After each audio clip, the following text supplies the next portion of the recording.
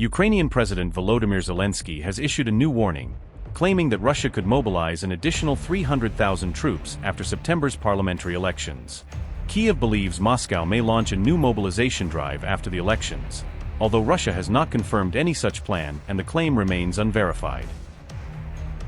Zelensky says the prospective mobilization could be tied to Moscow's effort to capture the remaining Ukrainian-held territory in the Donetsk region before the end of the year. Zelensky also suggested Russia could attempt new incursions into northern Ukraine, including the Kharkiv and Sumy regions.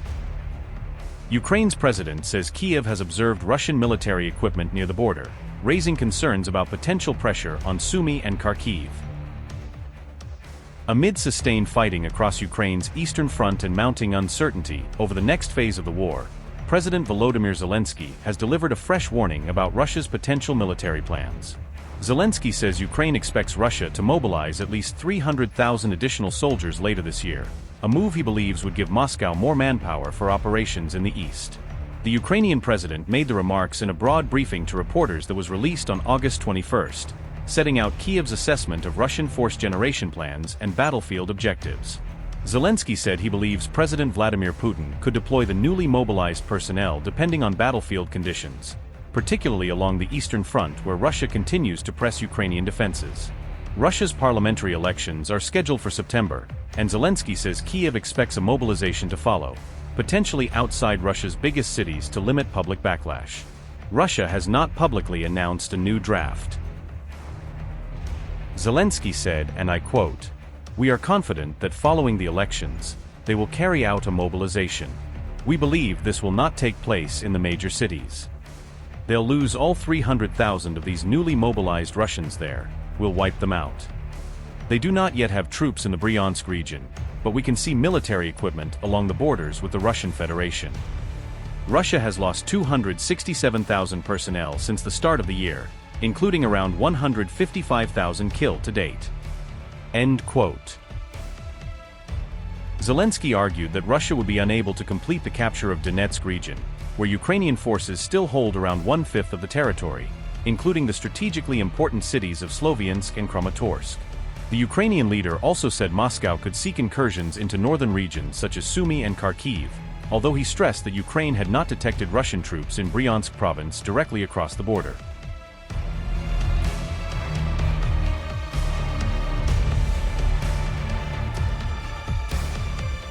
The Russian government said on August 20th that its forces had captured 2 settlements in Donetsk over the previous 24 hours, claiming fresh gains along the front line.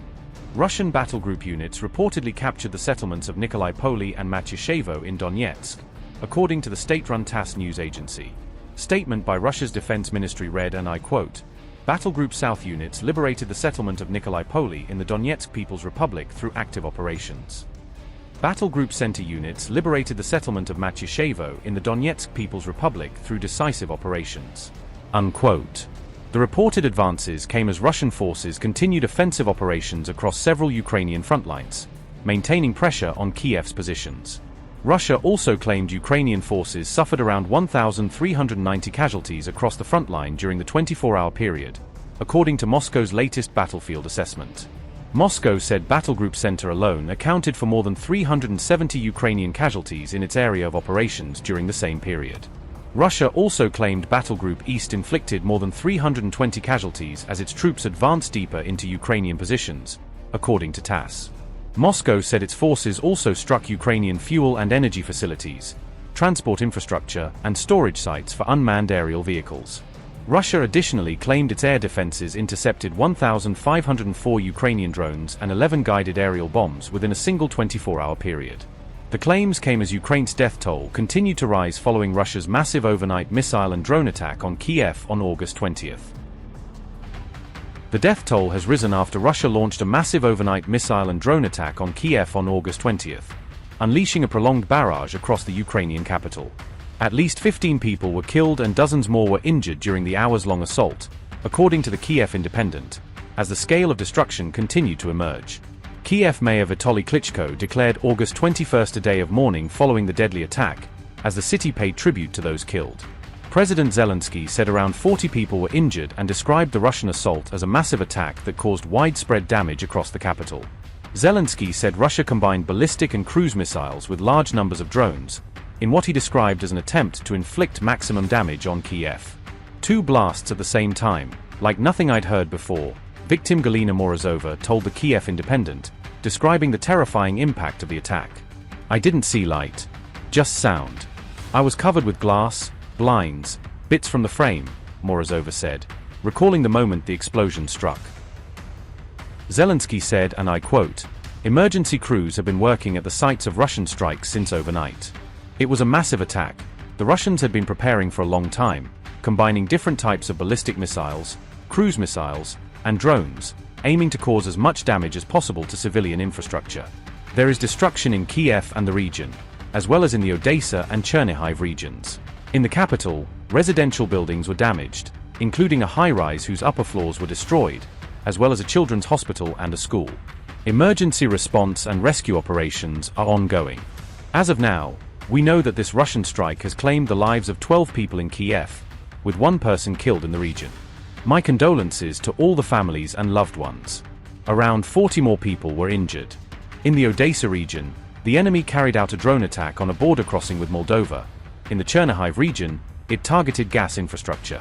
I thank all the rescuers, medics, police officers, and utility workers who have been helping people from the first moments. Unfortunately, while Moscow is investing in ballistic missiles and escalation, such strikes do not always receive the response they should from the world. And as long as Ukraine does not have enough anti-ballistic defense, Russia will not consider peace seriously. We are doing everything to ensure we have that protection, and work on the Fragile program continues every day. But Patriot interceptors cannot yet be replaced, and we need them every day. Every additional missile saves the lives of our people.